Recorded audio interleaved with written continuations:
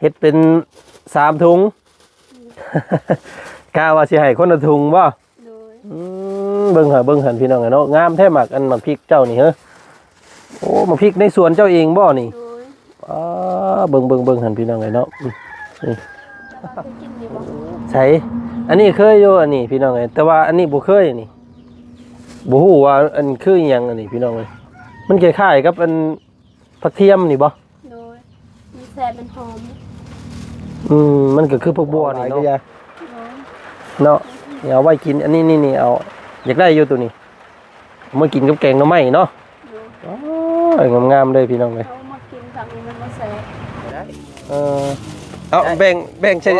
บ่แบ่งนี่ยกไอ้เป้าอีดำโอ้ยบ่เอามันหลายโพดบ่เอาบ่มีน้ำจิตน้ำใจบ่เอาบ่หลายปานนั้นบ่เอาหลายบ่นะให้ว่าลูกหลานมันตามให้บ่ได้หลายได้อ้ายแบ่งกันยกเป็นว้ายตายคักบาดนี่ใจสิเอาให้เบิดนี่หมดเลยโอ้ยบ่แล้วบ่เอาเบิดกะยาโอ้ตายคักบาดนี่พี่น้องเอ้ยเอาให้เบิดเลย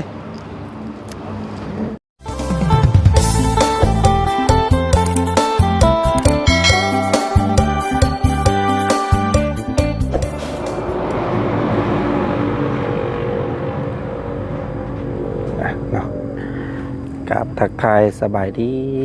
เนาะสบายดีผมเป็นพี่น้องกันมัดสู่คู่สู่คนเนาะบรรยากาศคึ้มผ้าคึ้มฝนคือเก่ามื้อนี้พี่น้องเอ้ยเนาะตั้งโงนสงบสงบมาอีกแล้วบรรยากาศตอนเช้าๆเนาะมื้อนี้ก็เป็นมื้อที่เบิดเวลาเนาะก็จะได้หวนเตาขึ้นเมื่อหาครอบครัวก่อนพี่น้องเอ้ยเนาะทางนั้นก็โอ้ยมาเด้อดำหน้าว่าซั่นเนาะเนาะมันก็พอดีตรงกับวันเกิดของบ่าวจันแน่เนาะมื้ออื่นพี่น้องเลยมื้อนี้วันที่9เนาะก่อนสิลากลับบ้านกะมาหาทางอีหล่า2ไอ้น้องก่อนพี่น้องเลยเนาะมาแจ้งยอดสมทบเพิ่มเติมอีกแล้วมื้อนี้ก็ได้พี่น้องเลยเนาะมีทางพอลุงใจดีเนาะหรือว่าทางอ้ายใจดีท่านหนึ่งเพิ่นร่วมสมทบเข้ามาอีกเนาะก็ขอบพระคุณหลายๆพี่น้องเลยเนาะอ้ายใจดีจากพังไทยเพิ่นบ่ประสงค์ออกนามเนาะพี่น้องเนาะก็อยากให้น้องเพิ่นได้ที่ได้ทางบ่ซั่นพี่น้องเอ้ยขอบมุกขอบใจขอบบุญขอบคุณทางอ้ายใหญ่ใจดีหลายๆเด้อเนาะพี่น้องเนาะเอาเข้ามาเบิ่งมาส้มก่อนพี่น้องเอ้ยไปทางไหนเลยเห็นแต่เป็ดน้อยแอบสมอยสมีอยู่บาทนี่พี่น้องเลยโอ้ยังบ่มาแต่ป้าหน่อไม้บ่เนาะหรือว่าในใดเนาะมาแล้วสันนี่พี่น้องเลย โอ้ยบ่จันบนมารอบหนึ่งบ่เห็นไผพี่น้องเลยเนาะน้องเพิ่นบ่อยู่ป้าตู้ไปหาพักโดยหาพักให้เราเอามือป้าตู้พี่น้องเลยเนาะยังอันนี้เต็มปื้ดจื้ออยู่พี่น้องเลยเนาะใช่อันไอ้น้องเจ้าเด้น้องทายไปหาหน่อไม้น้องทายไปหาหน่อไม้โดยหาหน่อไม้ให้เราบ้างต้องมีของฝากของต้อนมื้อนี้พี่น้องเอ้ยเนาะก่อนอื่นนี่ล่ะสบายดีเนาะพี่น้องเนาะเก็บหมักพริกเก็บอันเตียวอยู่โอ้โธ่พี่น้องเอ้ยเนาะหมักพริกหมักอันเตียวเฮ็ดเป็น3ถุงกะว่าสิให้คนละถุงบ่เบิ่งหั่นพี่น้องเนาะงามแท้หมักอันหมักพริกเจ้านี่เฮ้อโอ้หมักพริกในสวนเจ้าเองบ่นี่เบิ่งหั่นพี่น้องเนาะนี่โอ้งามเด้อเนาะเผ็ดบ่นี่โดยชิมเบิ่งดูเนาะไปเนาะอันนี้หยังแน่สิให้อ้ายนี่สิให้ละบ่าวมีหยังแน่มีแม่นเบิดเลยโอ้ยบ่ช่างไปให้กูกระเทียแท้นี่แล้วบ่เคยกินอยู่บ่ใช่อันนี้เคยอยู่อันนี้พี่น้องเอ้ยแต่ว่าอันนี้บ่เคยนี่บ่ฮู้ว่าอันคือหยังอันนี้พี่น้องเอ้ยมันคล้ายๆกับอันผักเทียมนี่บ่โดยมีแซ่บมันหอมมันก็คือพวกบัวนี่เนาะโดยโอ้ เอออันเบิ่งเด้อแนวบ่เคยนี่สิมีโยนตัวนี้เนาะแล้วก็อันนี้ก็เคยอยู่น้องเพิ่นเอาให้แต่ก่อนเนาะผักนางเลิศก็เคยอยู่พี่น้องไอ้มะเขือก็เคยผักอันนี้ก็เคยเนาะแซ่บๆเป็นแต่แนวแซ่บๆเนาะพี่น้องไอ้นอกจากน้องเพิ่นเตรียมของฝากของต้อนเจ้าไปแต่เช้าเพิ่นบ่อยล่ะโดยตัวกระมุกเข้าใจแท้นี่พี่น้องไอ้เนาะย้อนอยากให้ของฝากกลับบ้านเนาะโดยแล้วว่าเคยกินอยู่เคยอุ้ยพักยังอันนี้เพิ่นเอิ้นพักกันเจ้าเอิ้นพักยังนี่แหละกล้วยเน่าฮะกล้วยเน่ากล้วยเน่าโดยอ้าวคือว่าจังซั่นมันบ่แม่นพักอันนี้พักตำลึงบ่แม่นบ่แม่นอีหยังยอดอีหยังคือยอดพักกูดบ่แม่นมันคมๆได้นี่เนาะแม่นบ่แกงใส่เฮ็ดใส่หยังนั่นบ่แกงหน่อไม้มีแซ่บเอ้าฝนมาแล้วบาดนี้พี่น้องเอ้ยเคยล่ะเอ้ยเก็บถุงเขาในรถนี่เด้อฝนพี่น้องเอ้ยเนาะฝนตกฝนมาแล้วมื้อนี้บ่ต้องเอาให้เบิดกะยาเอาไว้กินน้ำเด้อเอาไว้กินเอาไว้กินน้ำบ่ต้องให้เบิดกะยาเนาะเนาะให้หลายแท้มีแต่แนวนั่นพี่น้องเอ้ยเนาะกินหาไว้เองโอ้ยแบ่งเอาอันนึงก็ได้เอาไว้กินน้ำเด้อนี่โอ้พี่น้องเอ้ยเนาะเบิ่งเนาะถ่ายรูปให้พี่น้องเบิ่งก่อนเพิ่นของฝากเพิ่นเนาะ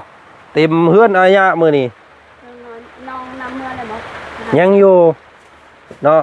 ระบาวแวะหาเพิ่นอยู่แต่ว่ายังบ่ทันมาพี่น้องเอ้ยนั่นก็สิไปหาพักหาหญ้าคือกันต้อนเราก็ได้พี่น้องเอ้ยเจ้าเห็นอยู่บ่เราไปหาเขาไปหาหน่อไม้นึกว่าไปสิใดพี่น้องเอ้ยเนาะพากันไปหาแนวอยู่แนวกินของผักเนาะนี่เราเคยกินเขานี่อุ้ยบ่เคยอันนี้พักอีหยังอันนี้ของฮู้ที่เอิ้นได้เจ้าไปหาผู้เดียวเจ้าเช้านี้บ่นี่น่ะไปแต่จังโมงนี่ล่ะนี่ไปแต่6 โมงบ่จันมาแต่เช้าได้มื้อนี้พี่น้องเอ้ยเนาะแต่ว่ายังบ่ทันพวกเพิ่นคือเก่ามาแล้วป้าโตบ่เห็นผู้ใดมิดสมอยสมีอยู่เนาะบ่มีถุงใส่ช่างบ่จักบัดนี้เอาถุงใส่อันเต็มถุงเดียวก็พอแล้วเอาหลายก็อย่าเนาะเอาไว้กินอันนี้นี่เอาอยากได้อยู่ตัวนี้มากินกับแกงหน่อไม้เนาะงามๆเลยพี่น้องเลยเขามากินผักนี้มันบ่แซ่บฮะเขามากินผักนี้เอ้าคือว่าบ่แซ่บมันอยู่ในไสอันลูกล่ะมันอยู่ในไสอันนี้มันอยู่หิมหนองหิมหยังสิบ่ปลูกเอาบ่นี่ลูกคือมันเปิดเองบ่มันเกิดเองมันนั่งบ่ถนัดก็นั่งตามสบายโดดลูกเอ้ยอันนี้ผักเจ้าปลูกเองบ่นี่ผักกาดพี่น้องเอ้ยเนาะผักกาดตดผักกาดในบ้านเฮาเอิ้นผักกาดหินผักกาดตดเนาะงามเลยพี่น้องเอ้ยเนาะมื้อนี้โอ้ยของฝากต้องเอาไว้ข้างในได้นี่พี่น้องเอ้ยเนาะเอาไว้ข้างนอกบ่ได้มันเหี่ยวเปิดมือห่อเทือนเอาหามึงดูเอาไว้ใส่ถุงเดียวก็ได้เดี๋ยวเมื่อสิแบ่งเองเนาะบ่ต้องแบ่งกันกะยาอีกละเพิ่นพี่น้องได้ของต้อนเด้อมื้อนี้เนาะน้ำใจผู้เพิ่นก็ได้เนาะบ่มีหยังให้หาผักหามีให้พี่น้องเอ้ยมักพริกเนาะมักพริกมะเขือนี่มันให้คนละทุงเลยพี่น้องเอ้ยโธ่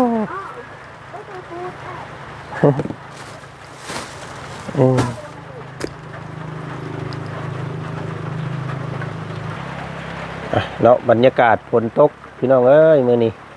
ถ้าลงฝนลงมีแต่เช้าตกดินลงเรื่อยแล้วมื้อนี้พี่น้องเอ้ยเนาะ ฮ็ดเวียกเฮ็ดงานเฮ็ดหยังก็เฮ็ดยากแล้วพี่น้องเอ้ยทำให้ลำหน้ากันหนาวแล้วว่าซั่นซะเนาะเอาให้น้องเพิ่นไปหาถุงยางใส่ซะก่อนเนาะสิได้พากันย่างคอยเลาะเมื่อได้มื้อนี้พี่น้องเอ้ยเนาะเบิดเวลากับเป็นวันเกิดแน่มื้อนี้พี่น้องเอ้ยมื้ออื่นเนาะก็สิได้พุ่นละเมื่อทางลูกทางเมียว่าสิจัดงานวันเกิดให้ว่าซั่นก็เอาพี่น้องเอ้ยก็เนาะเป็นผู้รับผู้ใหญ่เป็นผู้เฒ่าขึ้นมาอีกปีหนึงแล้วพี่น้องเอ้ยเนาะเลข33เด้อพี่น้องเอ้ยเนาะจักสิเป็นจังได๋ละปีนี้เนาะถ้าผู้ใดมีความรู้เรื่องวันเดือนปีเกิดก็ทักมาบอกนี่เด้อพี่น้องเด้อเนาะเอาใส่ถุงเดียวโดดด้วยเอาไว้กินน้ำเด้อเอาไว้กินน้ำบ่ต้องให้เบิดกะยาบ่กิน โอ้ยเนาะ กินหน่อไม้นั่นเป็นยัง เอาพี่น้องไงน้ำใจจากน้องเพิ่นเนาะแล้วเบาสิฮับใบก็ได้กันเด้อเนาะ สิเมื่อเฮ็ดอีใดเด้กินอันนี้พี่น้องเอ้ยเนาะหลายแท้อันนี้เมื่อขั้นส้มก็ยังได้พักอันนี้เนาะเพิ่นเอามาหลายซะมาตัวมันบ่เบิดบ่สวนเจ้ายังลายดิอ๋ออันเจ้าเฮ็ดอีใดไว้อันน่ะผักกาดไว้กินบ่ เอาไว้กินเด้อเอาไว้กินเด้อเจ้าเด้อแล้วเลี้ยงแมวอีกพี่น้องแมวเจ้าบ่โดยให้จะมีผักกาดแล้วว่าเจ้าไปลกมาเบิดเนี่ยนะเนาะเบิดแต่บ่มีแนวกินเด้บัดมื้อหน้าเนาะยังหลายอยู่เนาะโอ้แสดงว่าเพิ่นพวกเพิ่นปลูกผักปลูกมีไว้ซะนี่พี่น้องเอ้ยเนาะโตอันนี้ของฝากจากน้องไม้ยังขายยังบ่มือไปหาหน่อไม้ให้เราบ้างยังมีหน่อไม้อีกอยู่บ่นี่โตเอาโลดม้วนลงรถม้วนลงรถนั่นแหละม้วนลงหันแหละ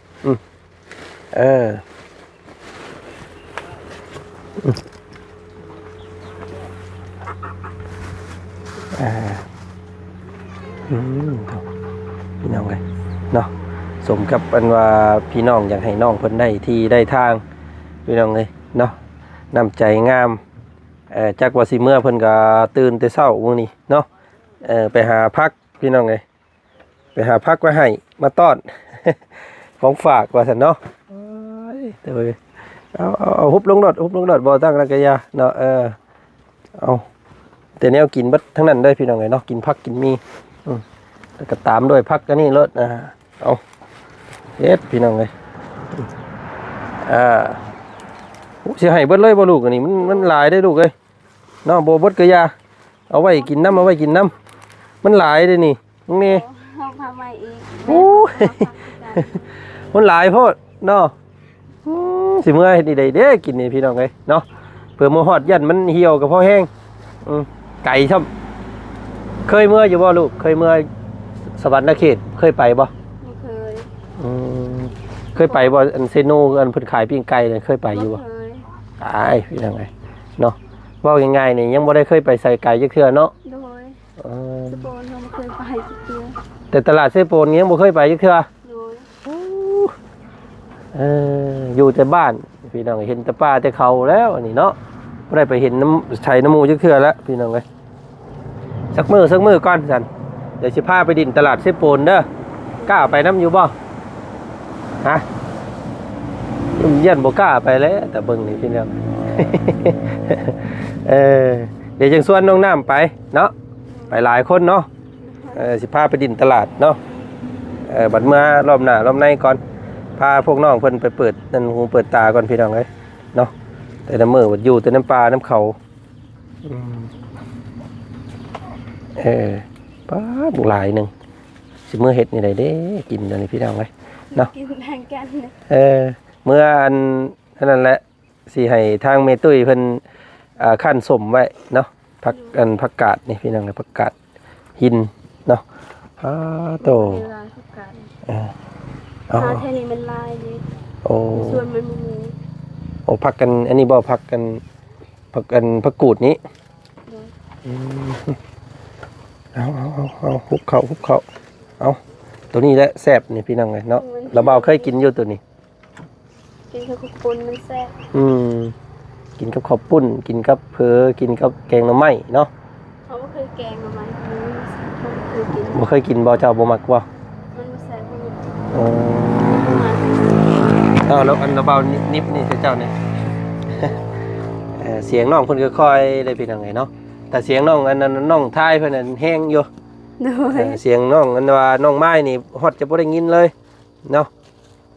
ยังบ่ได้กินข้าวบ่มื้อนี้ กินแล้ว เนาะกินกับหน่อไม้ โดย จิ้มแจ่วพี่น้องไงเนาะเอามะเขือนี่ก็อยู่สวนเจ้าเองบ่ โดยส่วนตาเขาเอง อืม ส่วนเขา ผักแบบธรรมชาติเจ้าบ่ได้ใส่พุงใส่ปุ๋ยบ่ลูก บอ เออ มันบ่มีผุย บ่มีปุ๋ยเลยก็ได้บ่ได้ใส่ โดยบ่มีผุยก็งามคือกัน โอ้ยบ่ต้องใส่ดอกแถวดินบ้านเจ้านี่งามเนาะ โดย บ่ต้องใส่ปุ๋ยก็งามพี่น้องเอ้ยโตพี่น้องเอ้ยเนาะก็มาเบิ่งของฝากของต้นของเพิ่นก่อน ที่เสาไปคนเดียวกลับบ้านไปกับบ้านกับหมูไปรถหมูขี่รถหมู ไปผู้เดียวก็ไปเจ้าก็เนาะบ่ย่านบ่ เขาเคยไปแล้วเขาเคยร้อยเทือเลย ไปเคยไปผู้เดียวแต่น้อยเลยบ่ย่านเนาะ โดย ระวังเด้อ ไปหาหน่อไม้แล้วคนเดียวที่เสา ระวังงูระวังเงี้ยวระวังได้พี่น้องไปผู้เดียวเด้อเนาะ น้องพายเป็นพาหน่อไม้ น้ำมันระวังเพิ่นสิมักไปผู้เดียวพี่น้องไอ้น้องไม้เนาะส่วนหลายจะบ่ค่อยไปน้ำหมู่ โดยส่วนหมูไม่อยากไปคนเดียว เจ้าบ่ได้เคยเข้าเลยโรงเรียนเนาะ โดย ใหญ่มากก็ไปน้ำพ่อน้ำแม่เลยพี่น้องเลยเอาเฮ็ดใส่2ถุงก็พอแล้วนั่นน่ะ ให้ระเบ้าไปเอง เดี๋ยวแล้วว่าเมื่อแบ่งเองเนาะ ตัวก็มาขอบใจน้องเพิ่นในลายพี่น้องเลยเนาะเต็มมือนี่เนาะสมปีฮุบพึกพี่น้องเลยเนาะพักอีหยังอียาเราหอยธรรมชาติพักจากธรรมชาติทั้งนั้นเลยเนาะเบิ่งอยู่หั่นนี่หยังแหนมเตียวเนาะโตมะเขือพี่น้องเลยหมักนี่เจ้าเอิ้นนี่ได้หมักบ้านเจ้าเอิ้นกึ่งโดยหมักกึ่ง โดย โอ้กึ่งมะเขือนี่มะกึ่งเด้อพี่น้องเด้อเนาะพ่อแม่พี่น้องทางฝั่งไทยเพิ่นภาษาสวยนี่อาจจะเข้าใจกันอยู่มีอ้ายท่านหนึงเพิ่นทักมามื้อนั้นพี่น้องเพิ่นว่าโอ้ยสมข่อยพังเข้าใจเบิดเด้อเพิ่นว่าเนาะน้องเว้าหยังนี่จักเบิดเนาะเพราะว่าเพิ่นเป็นภาษาสวยเนาะคนติดชายแดนเขมรนะพี่น้องเนาะภาษาใส่อันเดียวกันเพิ่นว่าโอ้เนาะ นั่นพอค่อยมือแล้ว เฮ้ยมาเลยทางนี้พี่น้องสบายดีอ้ายสบายดีโอ้ยมาสิมาล่ำลากลับบ้านก่อนมื้อนี้นี่เจ้าเบิ่นก่อน นี่เด้เพิ่นมีของฝากเต็มกระเป๋ามื้อนี้พี่น้องเอ้ยบ่จันซื้อหมากไม้มาให้จนอายฮอดอยากให้เล่าบาทนี่เนาะซื้อหมากไม้มาน้อยเดียวบักของฝากบักหลายๆนึง โอ้ยเนาะปลูกอันนี้เพื่อโดยอันขอน้ำน่องน้ำแล้วนี่ก็ได้เอาแบ่งใช่ทุกบ่แบ่งนี่ยกไอ้เป้าอีดำโอ้ยบ่เอามันหลายโพดบ่เอาบ่มีน้ำจิตน้ำใจบ่เอาบ่หลายวันนั้นบ่เอาหลายบ่นะให้ผักลูกหลานนะบ่อ้ายเอ้ยเอาในเดียวบ่อันแบ่งเอาในนึงเพราะว่ามันให้บ่ได้หลายได้อ้ายแบ่งกันยกเป็นว้ายตายคักบาดนี่สิเอาให้เบิดนี่หมดเลยโอ้ยบ่แล้วเอาเบิดกะยาโอ้ตายคักบาดนี่พี่น้องเอ้ยเอาให้เบิดเลยจุ๊บเจ้าสิมีปลูกว่าสันบาดนี้เพิ่มอีกจัง ตายคักบาดนี่พี่น้องเอ้ยใจเด้อเบกกระเป๋าเข้าเบิดกระสอบนึงเนาะขอน้อยเดียวให้เบิดเลยตายคักบาดนี่สิเฮ็ดได้เด้ไปโทษแล้วข่อยบาดนี่พี่น้องเอ้ยมื้อหน้าไปขอเราเลย ขอบใจหลายๆเด้อเนาะขอบใจอ่าดินนั้นอันบอกเพิ่นเด้อทางนี้เด้อ โดย บ่บ่ได้เอาเนาะมันแพงโพด บอกแล้วแต่วันนี้ บ่เล่าว่าบ่เล่าว่าลุงดินทางง่ายเพิ่นน้องเพิ่นว่า แต่ทีมงานว่าแพงโทษทางสื่อบ่ได้ว่าเงินคำก็ยังบ่เพียงพองบไปหาบนนั้นก็ บ่ทันก็ยังบ่ทันพอ ยังบ่ทันพอยังบ่ทันได้ว่ะ แต่ว่าก็มันก็สิลดกันอยู่เนาะ โดย ก็สิเอาตัวนั้นเด้อบอกเพิ่นไว้เด้อ โดย แต่ก็สิเก็บออมจนให้มันพอพุ่นแหละจังสิมาซื้อให้ โดย เนาะบอกเพิ่นไว้จองเพิ่นไว้เด้อ โดย เดี๋ยวเพิ่นขายให้ผู้อื่นก่อนเด้ นั่นก็ตั้งจิตตั้งใจให้ แม่นบ่ ค่าค่ายกับเพิ่นก็เว้าว่าแม่นค่าแต่ว่าให้ทั้งน้องหมายน้องทาทั้งอ้ายเนี่ยซอยเจ้านี่ตั้งลำบากได้เฮือนได้ชานก็อยู่บ่ได้สมบูรณ์เลิกก็ดินอยู่นี่เขาจะคายบางเทื่อก็ ยันสิได้ฮุบจักสิได้ฮุบอยู่ไสเนาะ ตั้งไงยับเขานี่แล้วจักจบบนได้เขาจะให้อยู่ พี่น้องเนาะขอบใจขอให้ได้ดินได้เฮือนเนาะได้เด้อเนาะโชคดีเด้อโอ้ขอบใจหลายๆเด้อสำหรับข้าวเด้อมื้อนี้เด้อเอาโอ้ยโดยพี่น้องเนาะโอ้ยจนอายแล้วพี่น้องไอ้บาทนี่ทางบ่จันก็ได้ป้าใส่ละเนาะแบกลงมามึงโยหันพี่น้องเนาะของต้อนเจ้าโธ่บักนักนึงอันนี้เบิ่ง ไปหาหน่อไม้ ยังมีหน่อไม้อีกโยนี่ โดย ตายคักบาท ไปหาหน่อไม้ไม่สอดฝากนั้นเนาะจันบ่ฝากน้ำเอาจันเบาพุ่น เอาเผาก่อนเนาะเผาก่อนเด้อวางก่อนสิอันเอานี่ไปฝากอ้ายกะมื้อนี้เนาะทางระเบาสิแจ้งข่าวเพิ่มเติมอีกก่อนเนาะพอดีมีทาง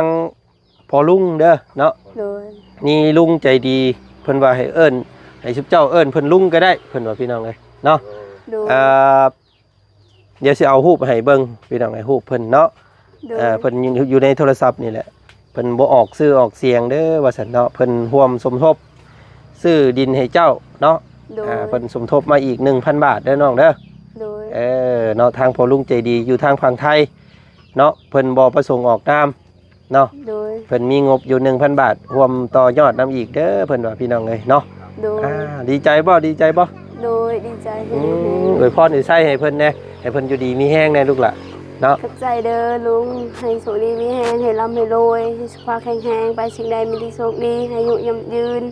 ให้นอนได้มื้อตื่นได้ยืนลานเด้อขอบใจเด้อทางลุง ขอบใจหลายๆเนาะ โดย เอาเดี๋ยวทางระเบ้าก็สิเก็บกำไว้เนาะ โดย ท่อนโฮมไว้แล้วก็สรุปยอดไปได้เลย ตอนนี้เฉพาะน้ำเบาจันนี่11,000แล้วพี่น้องเอ้ยเนาะแล้วก็รู้สึกว่าทางเบาบุญบ้านป่าเนาะเบาบุญบ้านป่าเพิ่นก็มี1,000 กว่าบาทเนาะก็อาจสิได้10,000 กว่าแล้วพี่น้องเอ้ยตอนนี้ใกล้แล้วเนาะรุ่นซะพี่น้องเอ้ยเนาะ ดีใจเด้อน้องเด้อขอบใจหลายๆเด้อมื้อนี้เด้อ โดย อันนี้หมักไหม้ทางระเบามาให้เด้อ2 ถุงอันนี้ปั่นกันกินเด้อกับน้องเจ้าเด้อ โดย อ่ะ ขอบใจเด้อ ของน้อยเดียวนึงมาให้เพิ่นพี่น้องไงเพิ่นเอาให้ปักหลายๆไปส่งอ้ายบัดนี้เนาะส่งอยู่รถไปตัวพี่น้องไงเนาะทางตู้พ่อเพิ่นก็แบกเข้าบัดกระสอบเลยให้กินนี่เนาะขออันถุงยางหูน้อยเดียวเอาให้เบิดเลยพี่น้องเอ้ยโตขอดให้เลยเราก็ได้เนาะเข้ากระสอบเดียวสละเลยน้องเพิ่นทางอ้ายเพิ่นก็ได้ เอาไว้ข้างหลังในน้องเลยเนาะใครอยู่หรอกมันบ่แดดปานใดมื้อนี้เนาะโอเคเนาะไปซะเนาะเดี๋ยวช่างน้องทายมาเดี๋ยวจังว่ากันใหม่เนาะ โดย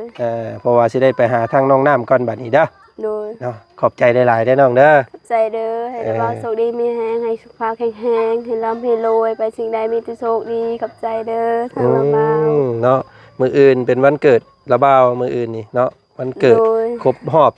33 ปีเนาะได้อันของขวัญวันเกิดอันเป็นพักเนาะ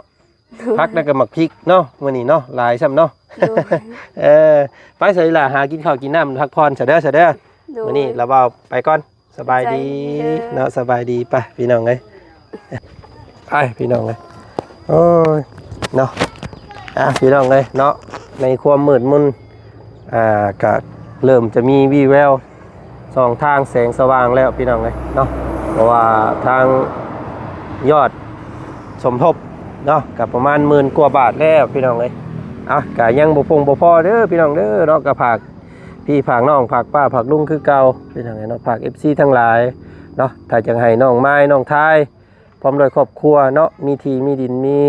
หมู่พักอาศัยเป็นของตัวเองก็ติดต่อหาพวกเฮาได้พี่น้องสมทบผู้เล็กๆน้อยๆเนาะบ่ติพี่น้องผู้ละ100 200ก็บ่ว่ากันแล้วแต่ศรัทธาเนาะพี่น้องเนาะก็ขอบใจทางพ่อลุงใจดีเด้อมื้อนี้พี่น้องทางอ้ายใจดีเนาะเพิ่นร่วมสมทบมา 1,000 บาทเนาะก็ขอบพระคุณหลายๆเด้อขอให้อ้ายจงมีแต่ความสุขความเจริญเนาะทานที่ทานทางเนาะสมทบซื้อที่ซื้อทางให้ผู้ให้คนก็ขอให้จงอยู่ดีมีแห้งจงให้มีแต่ความร่มเย็นกายสบายใจเนาะปรารถนาสิ่งใดขอให้สมใจปรารถนาทุกสิ่งทุกอย่างเด้อเนาะไปพี่น้องเลยมารอบนี้เนาะเพื่อนน้องลาน้อยเพิ่นปุ้ยพี่น้องเลยเขียวอำลำอยู่เนาะคักเร็วนี่